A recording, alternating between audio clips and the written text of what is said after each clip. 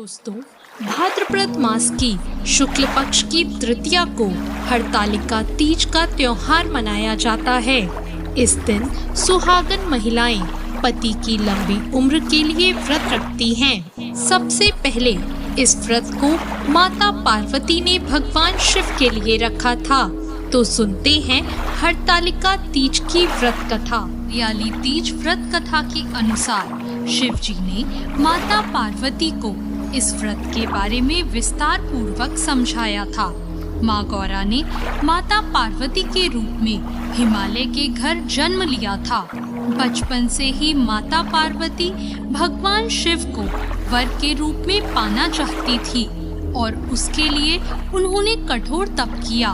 12 सालों तक निराहार रहकर उन्होंने कठोर तप किया। ये सब देखकर उनके पिता बहुत दुखी थे।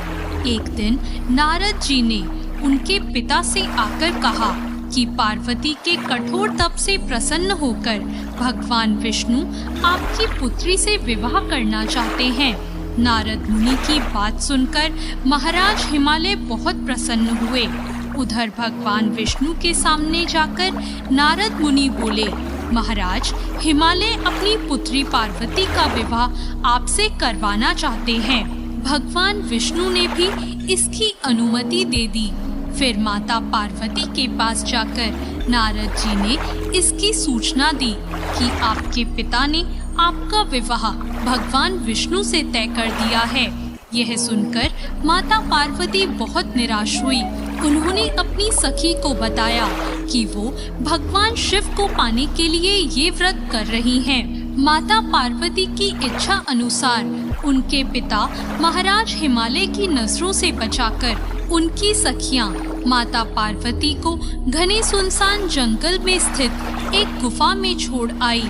यहीं रहकर उन्होंने भगवान शिव को पति के रूप में पाने के लिए कठोर तप शुरू किया, जिसके लिए उन्होंने रेत से एक शिवलिंग की स्थापना की। संयोग से हस्त नक्षत्र में भाद्रपद शुक्ल तृतीया का वह दिन था जब माता पार्वती ने शिवलिंग की स्थापना की थी। इस दिन निर्जला उपवास रखते हुए उन्होंने रात्रि में जागरण भी किया था। उनके कठोर तप से भगवान शिव प्रसन्न हुए और माता पार्वती को उनकी मनोकामना पूर्ण होने का वरदान दिया। अगले दिन अपनी सखी के साथ माता पार्वती ने व्रत का पारण किया और समस्त पूजा सामग्री को गंगा नदी में प्रवाहित कर दिया। उधर माता पार्वती के पिता भगवान विष्णु को अपनी बेटी से विवाह करने का वचन दिए जाने के बाद पुत्री के घर छोड़ देने से व्याकुल थे। वह माता पार्वती को ढूंढते हुए उस स्थान तक जा पहुँचे जहाँ माता पार्वती थी। इसके बाद माता पार्वती ने उन्हें अपना घर छोड़ देने का कारण बताया और भगवान शिव से विवाह करने का अपना संकल्प और भगवान शिव द्वारा मिले वरदान के बारे में भी बताया। इसके बाद माता पार्वती के पिता हिमालय ने भगवान विष्णु से माफी मांगी और वे भगवान शिव के साथ माता पार्वती के विवाह के लिए राजी हो गए।